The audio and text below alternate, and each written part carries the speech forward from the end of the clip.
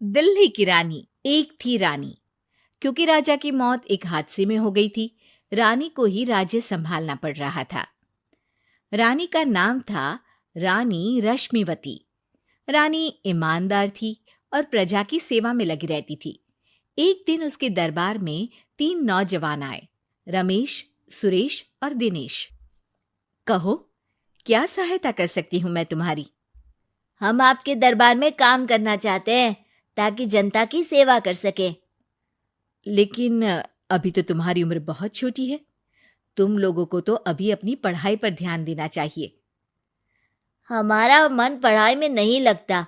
माता पिता को लगता है कि हम किसी के लायक नहीं है और हम साबित करना चाहते हैं कि हम लायक हैं।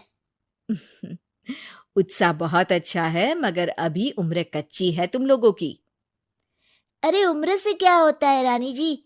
शास्त्रों में लिखा है कभी किसी के ज्ञान को उसकी उम्र के आधार पर नहीं देखना चाहिए। बात तो सही है तुम्हारी। और अगर सच में तुम अगर ये संकल्प करके आए हो कि तुमको यहाँ काम करना है, तो पहले परीक्षा देनी पड़ेगी। 3 परीक्षा। एक शारीरिक परीक्षा, एक बुद्धि की परीक्षा और एक देशभक्ति की परीक्षा। और ये क्या है? वो मंत्री महोदय तुम्हें समझा देंगे। हमारे पास समय नहीं है। अगर तुम लोग तैयार हो तो बताओ। हाँ हाँ, हम तैयार है किसी भी परीक्षा के लिए। मैं भी तैयार हूँ कुछ भी कर गुजरने के लिए। तो ठीक है मंत्री जी, आप इन तीनों की परीक्षा कल से ही शुरू कर दीजिए। जो आज्ञा रानी साहिबा। अगले दिन से ही तीनों की परीक्षा शुरू हो जाती है। पहले शारीरिक परीक्षा, यानी किस में कितना है दम, ये देखेंगे हम। क्योंकि शरीर में दम होगा तभी तो प्रजा की सेवा में दम लगा पाओगे। हमें क्या करना होगा? वो पेड़ दिख रहा है, जो सबसे पहले चढ़ेगा उस पे दरबार में नौकरी पाने के अवसर उसी के बढ़ जाएंगे। मैं चढ़ता हूँ। अरे रुको रुको, गिनती गिनने दो। 1, 2, 3। 3 की गिनती के बाद रमेश और सुरेश भागकर पेड़ के पास गए, मगर दिनेश आराम से पेड़ के पास गया। जैसे ही रमेश और सुरेश आधे पेड़ तक चढ़ गए, दिनेश ने उन दोनों की टांग पकड़ के उन्हें नीचे गिरा दिया और खुद पेड़ पर चढ़ गया। दिनेश की जीत हुई। अरे लेकिन इसने बेईमानी की। बेईमानी नहीं की, बुद्धि लगाई। शरीर के दम के साथ दिमाग में भी दम होना चाहिए। क्यों मंत्री जी?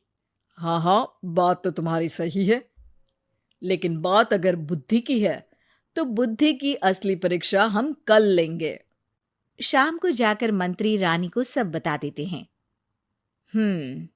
यानी दिनेश उन सब में ज्यादा होशियार है। जी रानी साहिबा। अगले दिन तीनों की बौद्धिक परीक्षा का समय होता है। आज हमें क्या करना है मंत्री जी? थोड़ा सब्र करो, कल जल्दबाजी में ही हारे थे तुम। सही कह रहे हैं मंत्री जी। अरे तू क्यों ज्यादा बोल रहा है? तू भी तो हारा था ना कल। ए दिनेश, ज्यादा होशियार मत बन। अरे अरे अरे, लड़ो मत। आज की परीक्षा पर ध्यान दो। आज की बौद्धिक परीक्षा में ये कुछ बोरे हैं, कुछ में नमक है और कुछ में रुई। जिसको जो ले जाना है उठा लो। देखते हैं कि कौन जल्दी से कोई भी एक बोरा नदी के उस पार लेकर जाता है। समय शुरू होता है अब। तीनों बोरों की तरफ बढ़ते हैं। सुरेश, नमक की बोरी भारी है, ले जाने में मुश्किल होगी। हाँ हाँ, सही कह रहा है, रुई हल्की है, हम दोनों रुई लेकर चलते हैं। अरे भाई, मैं तो नमक लेकर जाऊंगा। रमेश और सुरेश ये सोचकर हंसते हैं कि आज तो दिनेश हार ही जाएगा। दौड़ शुरू होती है। 1, 2, 3। तीनों नदी की तरफ भागते हैं।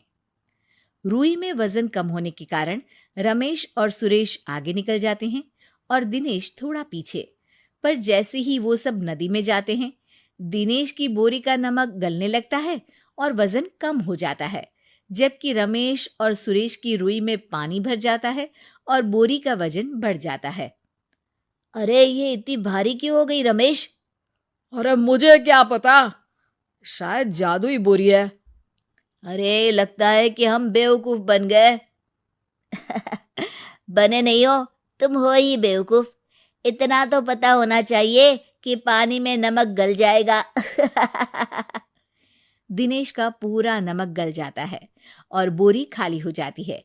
वो जल्दी से रेस पूरी कर लेता है। इस परीक्षा के विजेता भी दिनेश ही हैं। उसने दिमाग लगाकर दिखा दिया कि वो बौद्धिक परीक्षा में भी रमेश और सुरेश से आगे है। अब कल तुम्हारी देशभक्ति की परीक्षा होगी, जो स्वयं रानी माँ लेंगी। रात को फिर मंत्री रानी के पास जाकर बता देते हैं कि आज की परीक्षा में कैसे दिनेश ने अक्लमंदी दिखाई और बौद्धिक परीक्षा में भी उसी की जीत हुई। अरे वाह, दिनेश तो हमारे बहुत काम आ सकता है। हम उत्साहित हैं कल की परीक्षा के लिए।